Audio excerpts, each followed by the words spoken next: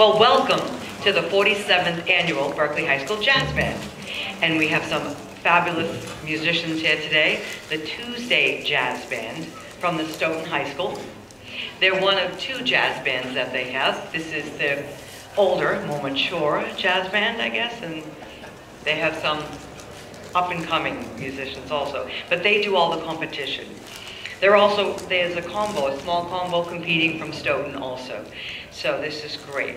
And we have John Mange, who's the musical director. Before we start, I just want to introduce the adjudication team. Chief adjudicator, Jeff Clausen. He is a professor of jazz composition, harmony. He also teaches liberal arts courses, and he's a trumpet player. Bob Patton is a professor of ear training. He also teaches liberal arts and technology courses. He is a recording producer and engineer and a saxophone player. David Harris is professor of harmony, and he plays the trombone and the tuba, and he's a composer. The verbal critique will be done by Alonzo Harris, and he is a professor of the ensemble department, and he plays piano. He's an arranger, composer, producer, and musical director. So, are we ready? All right, let's start.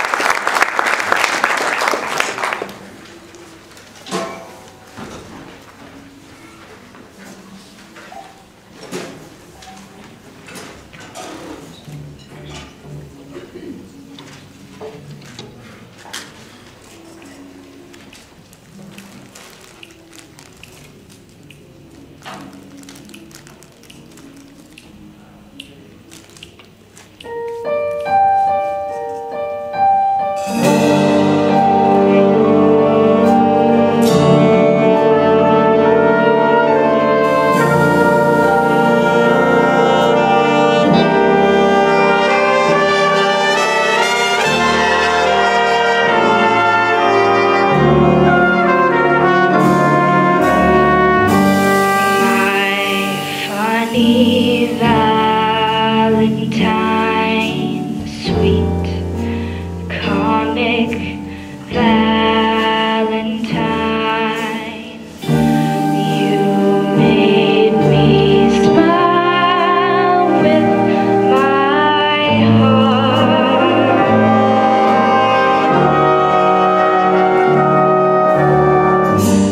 Your looks are laughable.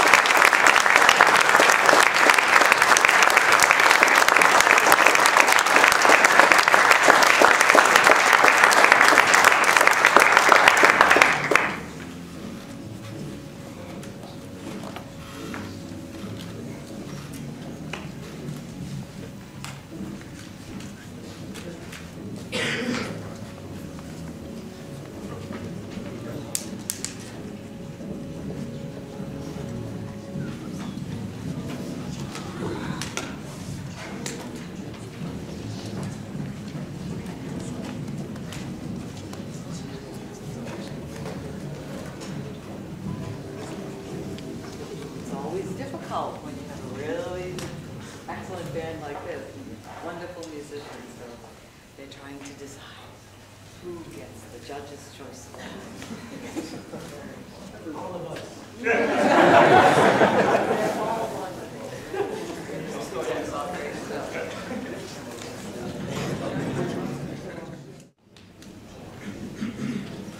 well, let's hear it again, not the round of applause.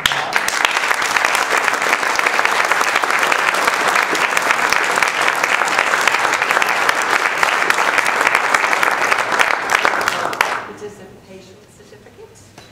I'm sure you have many of those. I hear it's 20 plus years. So, and I'm going to bring up Alonzo Harris, who's going to do the verbal critique and give the award.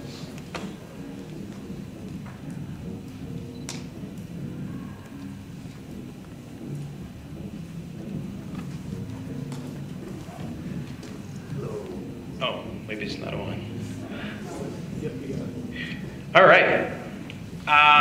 My first task is to actually give or present the Judge's Choice Award that was that the judges were contemplating just now. It's very hard in any situation, as I've been saying all day, to give one award to a large group that you've only been acquainted with for like 15 minutes. And so we have to try to decide what's the best decision to make within that 15 minutes. So the judges have decided to give the Judge's Choice Award with this particular group to Mr. Derek Westaver.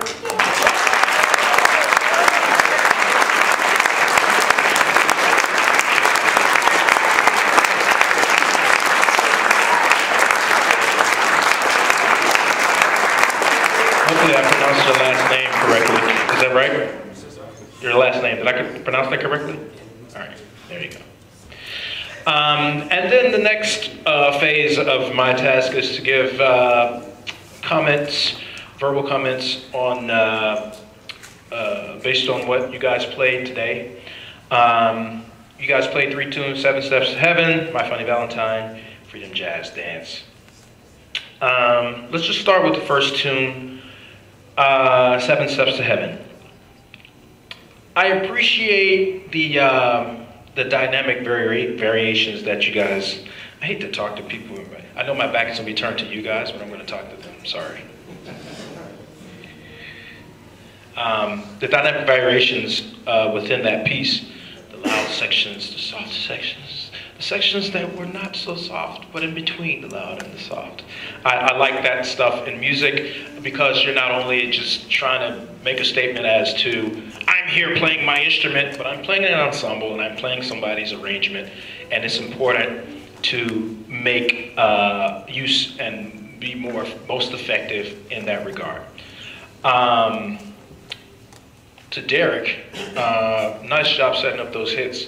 I'm a big advocate when you have hits within like a group, an ensemble, and such as those. It's very important to set up the hits, but not only set up the hits, but to carry out the groove throughout those hits. And that's a very ambitious job. I was just telling a drummer in another group that, or I was telling the other group about another drummer, that it's like rubbing your stomach and patting your head and doing the opposite every 5 seconds, right? And then changing it every 10 seconds. It's like a very ambitious job, but you did a pretty good job doing that.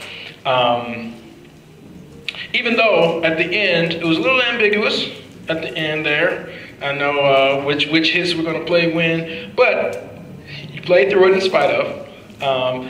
So that's commendable as well. You just keep going. Don't make a big deal out of it, but definitely lock those in for next time. But that was but I did want to comment on that. My Funny Valentine was a vocal tune, and I'm kind of getting through these because I'm running out. I'm on the clock here. I've been talking over my time all day. So where's my vocalist? Here you are. You look different with the sax in front of you. It's right in front of me. It's like, wow. Nice voice. I did feel like, though, it was a technical issue, though. It was hard to hear her over the band, only because I think volume-wise on this microphone probably could have been up. But in spite of that, I did hear the vocal quality there. I think you have vocal quality, and it probably shines through on your sax playing as you vocalize in your sax as well. But try to be sure to give proper breath support when you're sustaining those notes. I know there was one time you went into sustaining a note, and it was like, you want to make sure you don't get overwhelmed. You know, give it that, think ahead of the phrase,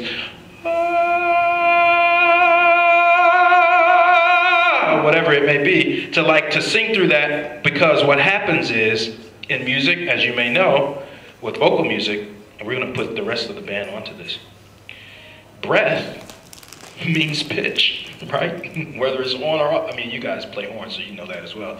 So it's like, you know, your pitch depends on that breath support. So there's this exercise that, ha, ha, ha. It's almost like when you're doing that kind of thing, you can feel exactly what you should be doing when you're singing.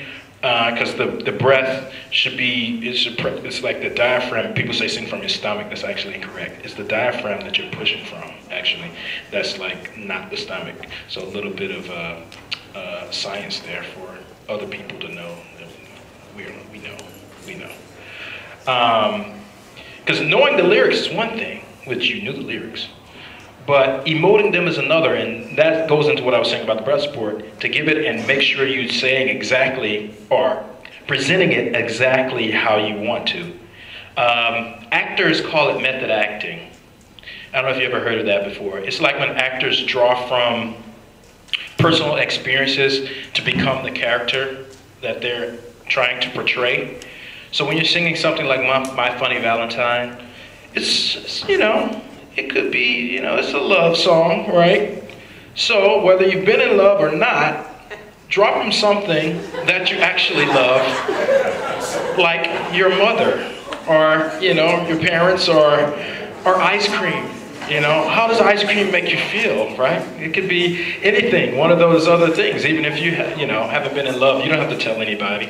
But when we hear that, we want to feel that some kind of emotion, take us on that journey, you know, and make us feel that Valentine that you are singing about, that nameless Valentine that you're singing about.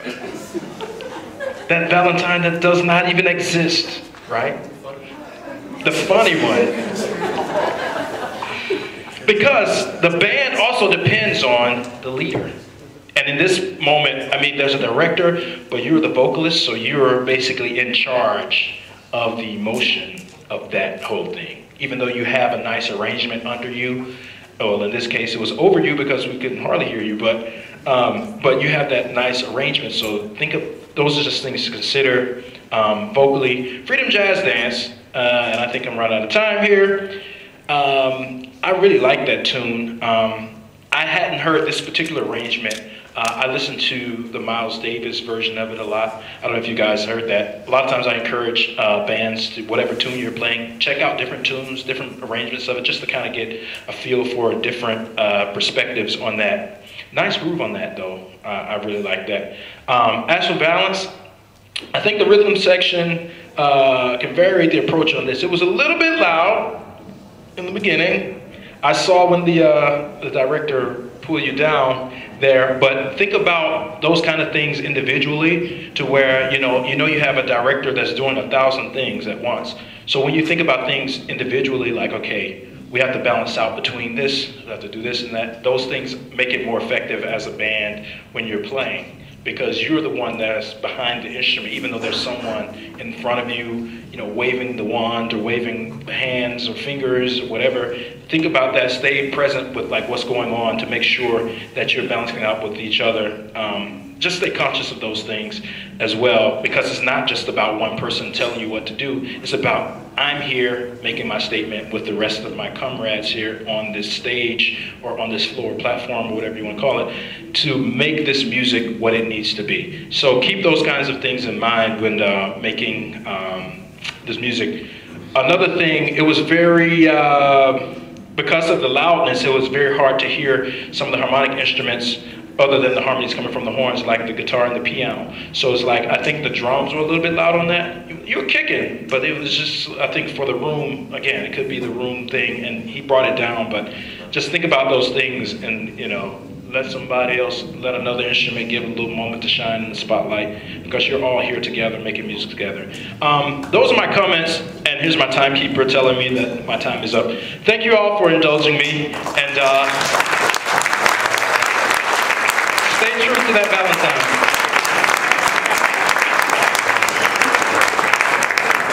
We have another anxious band ready to come in, so if you can be real fast, because we've kind of gone over time.